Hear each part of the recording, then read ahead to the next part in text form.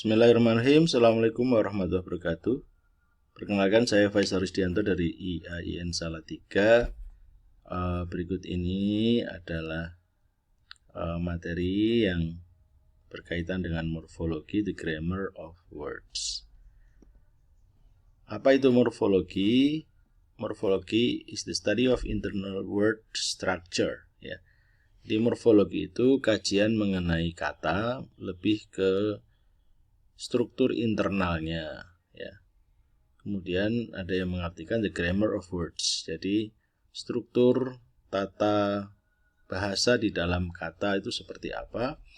Kemudian the study of the way morpheme form or transform to be a word, ya. Jadi cara bagaimana morfem dibentuk menjadi kata. Nah, definisi morfem kita bisa mengatakan di sini the smallest syntactic unit in language that carries meaning, which is used to form a word. Ya. Jadi morfem adalah unit sintaktik, unit pengkalimatan terkecil dalam bahasa yang punya makna, yang digunakan untuk membentuk kata. Ya. Atau morfologi adalah studi bagaimana fonem atau bunyi dibentuk menjadi morfem, morfem dibentuk menjadi kata. Nah, contohnya adalah ini, perbedaan antara kata morph dan morfem, ya. Nah, kalau words itu hanya general aja, watched, pants, unhelpful. Sedangkan kalau di morfologi itu dipecah lagi, ada morph itu bentuknya watch plus ed. Nah, morfemnya adalah watch plus past tense. Pen plus s itu morph, morfemnya adalah pen plus plural. Un plus help plus full itu morph bentuknya. Nah, pola di dalamnya adalah negatif plus help plus adjektif, ya. Jadi morph itu hanya bentuk, morfem itu bentuk dan makna. Nah, ini mungkin unsur morfem yang lebih jelas lagi. Morfem itu punya dua unsur, form dan meaning. Form itu written atau spoken, form itu morph, ya, meaning itu makna. Misalnya kata be, ya, be itu ada ortografi atau tulisannya, ada phonetic transcriptionnya, be, ada I dan kayak titik dua itu. Nah, meaningnya adalah animal. Nah, inilah unsur yang selalu ada pada morfem, ada form, ada meaning, ya. Nah, berikutnya adalah morphological chart. Jadi morfem itu ada free morfem, ada bound morfem, ya. Ada lexical morfem, ada functional morfem. Lexical morfem atau content morfem itu nomina, adjektiva, verba, dan adverbia. Sedangkan functional morfem itu ada particle, preposition, conjunction, dan interjection. Inilah yang menjadi morfem bebas yang tidak terpengaruh oleh yang lain, bisa berdiri sendiri.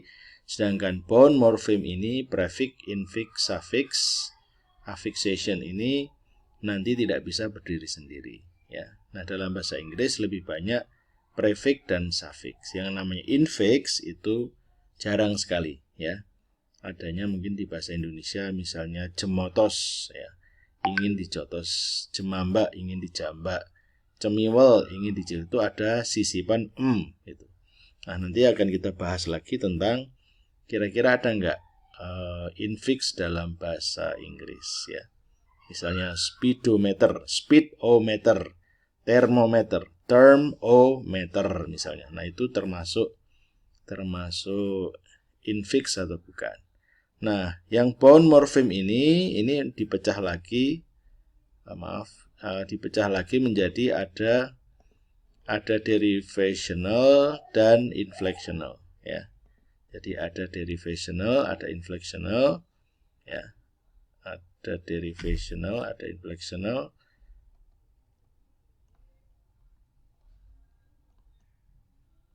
Jadi ada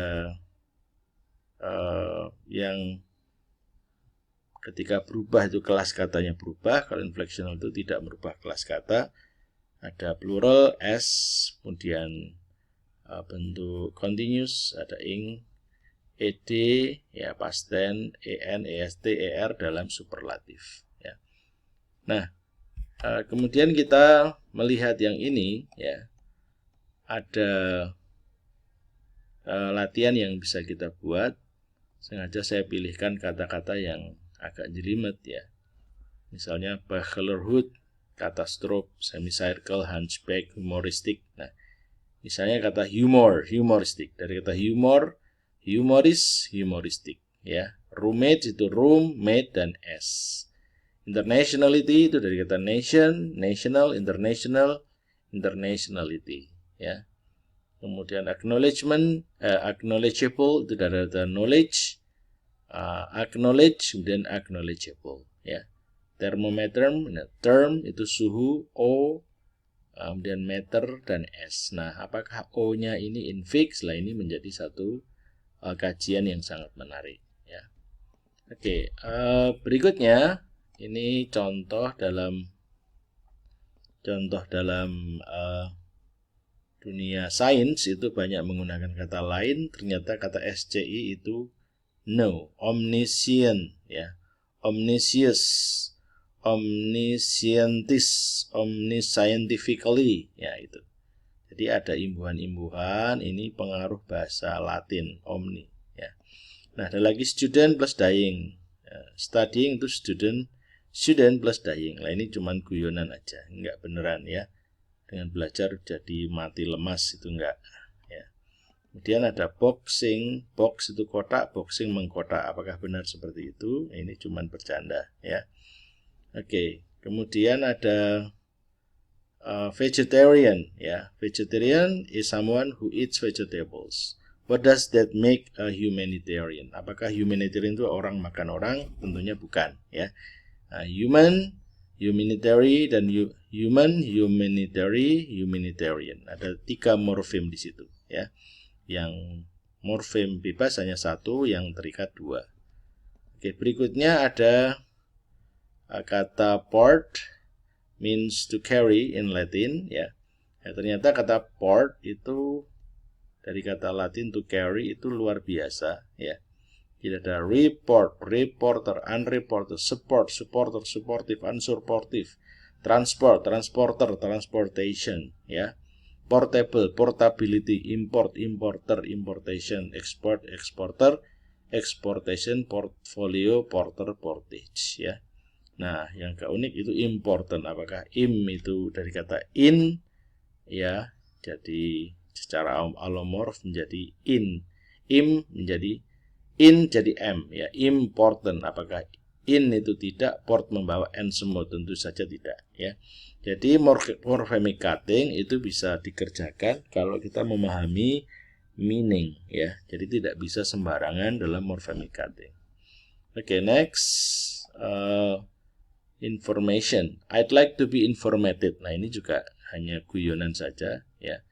Informated itu apa ya, bisa, ini terlalu dipaksakan ya. Jadi memang ada rules gitu, ada rules apa yang bisa dipecah, ada yang tidak. Globalization itu dari kata globe, global, globalize, globalization ya. Nah, ini mahasiswa harus punya kemampuan untuk memahami, oh, globalization itu dari kata globalize. Ini ada globalize pakai S bukan Z karena ini British. Kalau American mesti di MS Word itu disalahkan pakai Z ya, atau Z itu. Globalization, globalize, global, ternyata global itu masih bisa dipecah jadi globe dan all gitu ya. Jadi ini morfem bebasnya 1 globe, morfem terikatnya all, Asia dan Asian ya. Next ada nationalization ya. Nationalization itu nation, national, nationalization. Jadi nation itu morfem bebasnya all, is dan Asian itu adalah part of speech-nya, imbuhannya atau free bound morfemnya ya. Jadi yang terikat. Oke, next. Nah, ini adalah the longest word in English ya. Ini istilah dalam kedokteran. Pneumono ultra microscopic silicovolcanoconiosis. Nah, bacanya gimana itu ya. A lung disease caused by the inhalation of very fine silica dust causing inflammation in the lungs ya. Jadi penyakit paru-paru ya, disebabkan oleh menghirup debu silika yang terlalu lembut atau gimana, menyebabkan inflammation, bengkak di paru-paru ya. Oke. Nah, jadi morfologi itu sebenarnya terkait dengan the syntax atau the grammar, the structure of complex words ya. Nah, dan manusia itu sebetulnya punya kemampuan ya. Misalnya ada tulisan di bawah yang merah ini, I slept for 10 hours yesterday. You never walk alone. Islam never dies. The future of days past. Itu walaupun tulisannya semacam ini, kita bisa mengatakan, bisa memecah-mecah ya, karena kemampuan kita dalam berbahasa ya. Misalnya ini ya, do you find this simple to read? Because of the phenomenal power of the human mind, most people do. Nah, ini kemampuan manusia dalam menebak urutan dalam fonem ya, sehingga membentuk morfem. Oke, jadi morfologi itu juga terkait dengan phonetics, di mana from phoneme to morpheme ya. Jadi kita harus bisa membuat phonemic analysis yang merupakan hal yang pokok dalam deskripsi bahasa ya. Jadi kalau hanya masalah bunyi saja itu tidak ada yang bisa dijelaskan. Nothing is revealed about the meanings of utterance in the language ya. Jadi kalau hanya bunyi-bunyi saja, phonetics itu susah.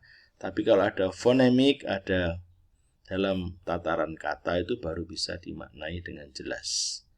Oke, saya kira cukup. Saya kira ini bagian pertama dari penjelasan saya. Nanti akan kita lanjutkan pada video yang berikutnya. Terima kasih atas perhatiannya. Wassalamualaikum.